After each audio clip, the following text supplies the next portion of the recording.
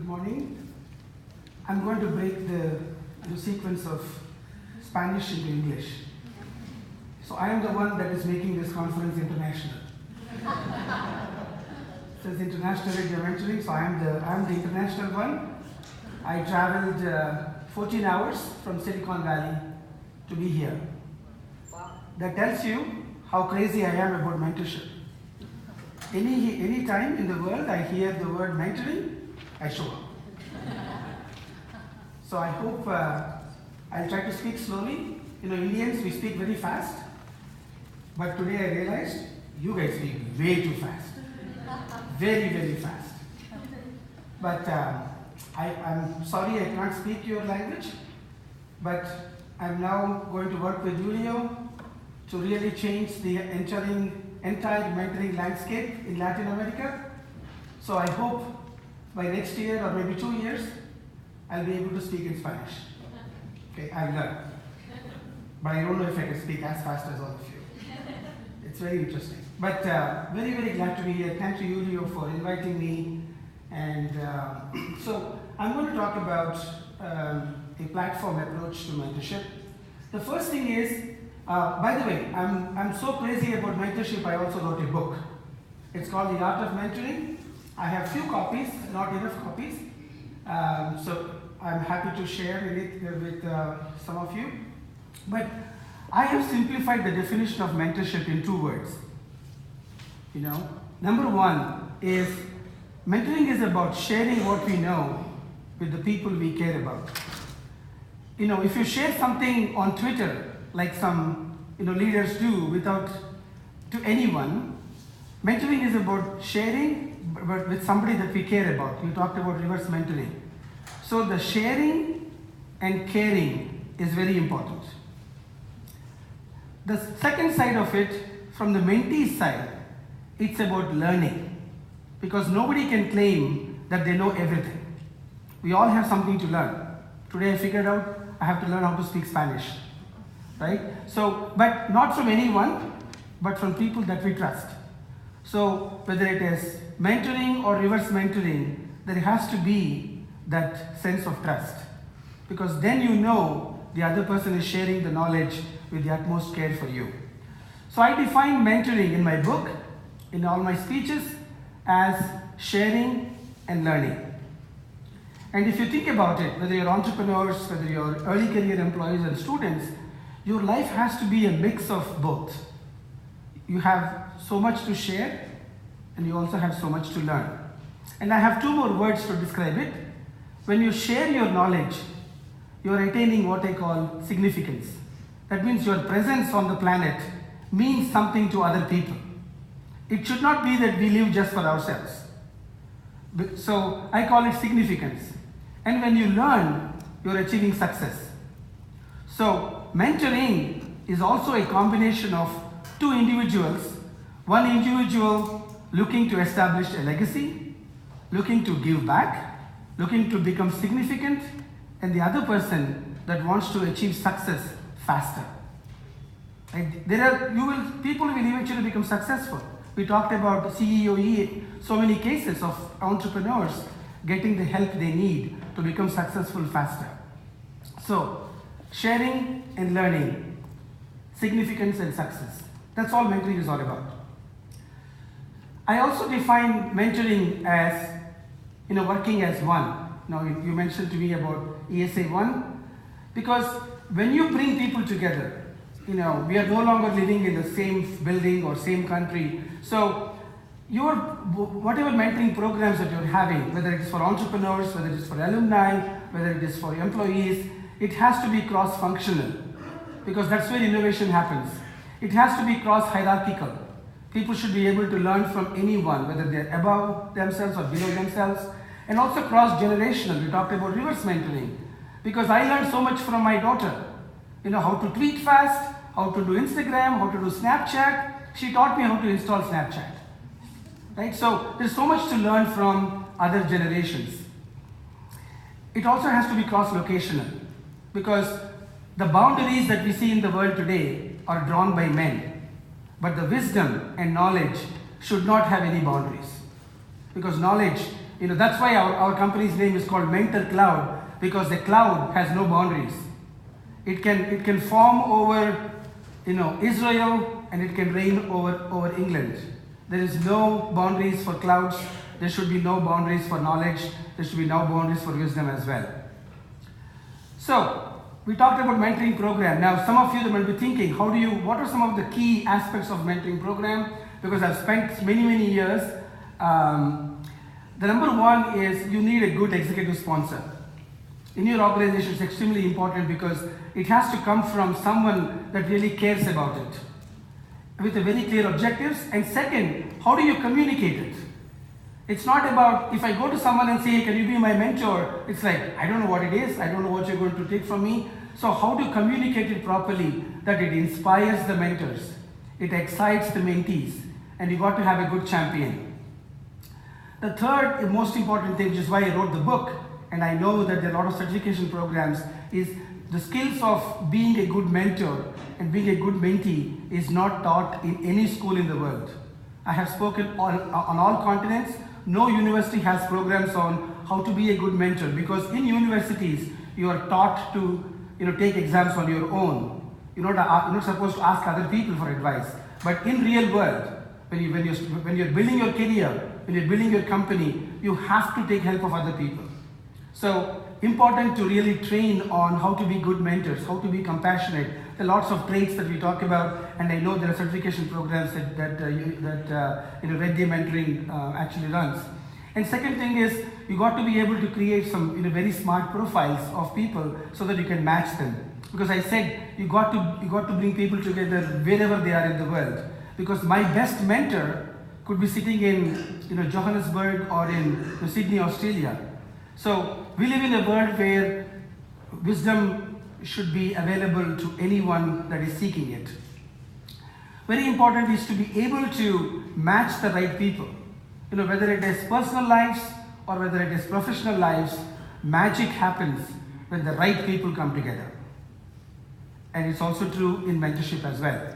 When you bring the right mentor, when you bring the right mentee together, that's where the magic happens. That's where the wisdom is getting transferred. And it has to allow certain abilities to rapidly have those conversations. Because a mentoring is nothing but a good conversation. Two people coming together and saying, okay, what are you looking for to achieve? What can I share based on what I have learned? So how do we catalyze those conversations, and conversations leading to relationships? And any platform that you consider should have these sort of tools. And very important to be able to communicate. It's not enough because we all use WhatsApp, but we need tools like that so that mentors and mentees are able to communicate quickly and also maintain a good record, being able to schedule meetings. And you also, because it involves people, because it involves relationships, there has to be tools for sort of regular checking, because you want to know how is the mentorship progressing. Does the mentor need any help? Does the mentee need any help? So our job as so-called the mentoring champions, and I'm sure all of you are mentoring champions in your own organizations, you got to be able to ensure that these partnerships are going on successfully. And very important to recognize people. I saw some mentors being interviewed, and it's because mentors are doing this as a way to demonstrate their own leadership, and also it's also a way for them to give back. If you think about it, human race thrived because one generation passes on the wisdom to others. There was a reason why our ancestors wrote on caves. They could have just forget about it. There is a reason why there are books. There is a reason why there are universities, because human beings, we are all about sharing. When you watch a good movie, we like to tell other people. When you go to a good show, we tell people. Same thing. So when people do that, you got to recognize them. So there has to be mechanisms to automatically reward such people, because that's what mentors are doing this for. They've already achieved, they've already built companies. And when I mentor, one of the things that I found is one of my first mentee is a 16-year-old blind student.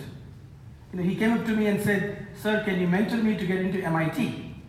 I was in India at that time, and that goal itself really inspired me.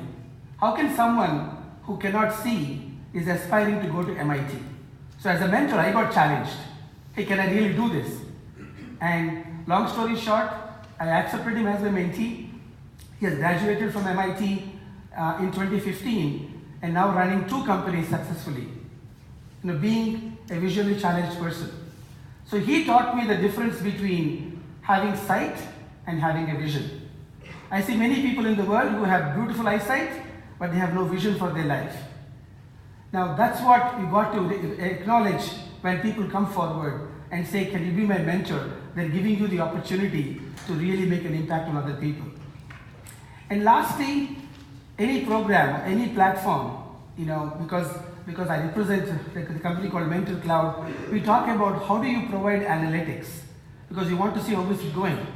Because when we were all in one office, it's easy to call the mentors, hey, how is it going? But when you talk about the world as your field, and you want to bring boundaryless mentorship, you got to have tools that automatically give you those reports on an ongoing basis. So here are some of the effective components that I have found. So we offer a platform, and it's called MentorCloud, and you'll be hearing more of it because I'm going to be working with him. That's why I traveled all the way to be with all of you. And I'm sitting there thinking, we need a conference like this in America. So I must say, all of you from Spain, you should really congratulate yourself for having a session like this, because America is not having a discussion like this on this very important topic of mentorship. We talk about everything else except the most important thing. So America needs this more than anywhere. So I'm going to take this back to our country and say we need a conference on mentorship. And the conversations that I was hearing with a little bit of Spanish I understand is just phenomenal. We talked about mentoring for entrepreneurs, mentoring for students, mentoring in academia, reverse mentoring. This is important because America has about 80 million people who are over 60 years. People who have, since the World War II, who have built all these nuclear reactors. Universities have been, all those are going to retire and go away. How are you going to preserve that? How does the country survive when all these people leave? There is an African proverb that says, when an old person dies, an entire library burns down. Because there's so much in our heads. We got to extract it. And everybody cannot write a book. And the best way is to connect them with somebody younger who is hungry for success and let them extract all the knowledge. And the beauty of it is, the more knowledge I share, it all is still here. If I give you $1, I lose it. If I share my knowledge, it's still here. That's the beauty of it. So the more you share, you still have it.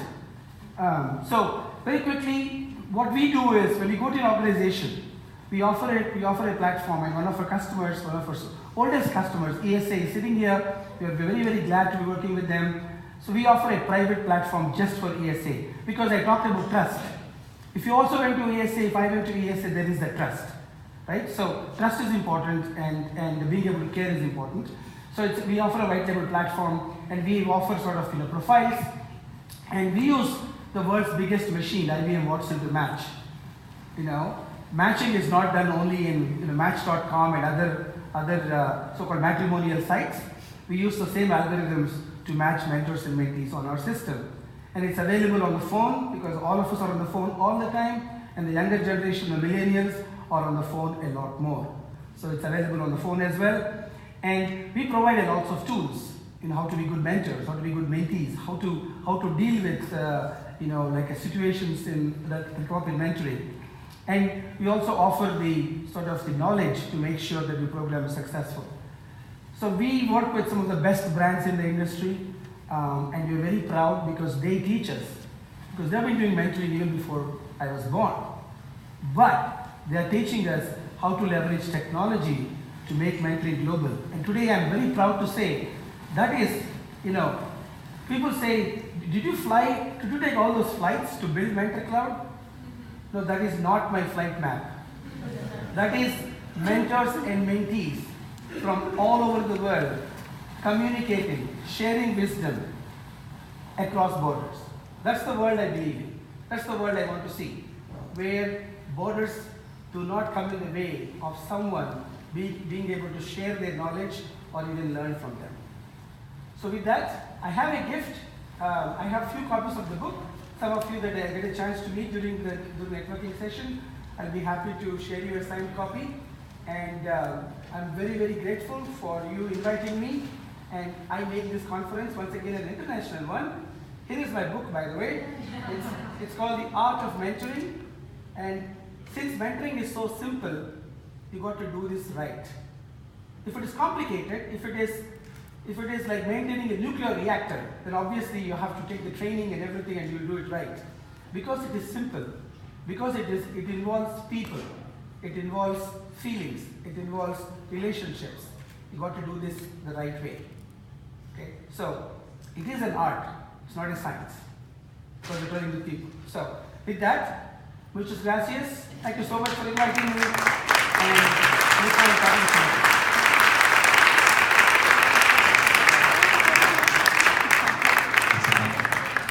Gracias. Thank you, Luis. Por cierto, en algún hueco, cualquiera de ustedes puede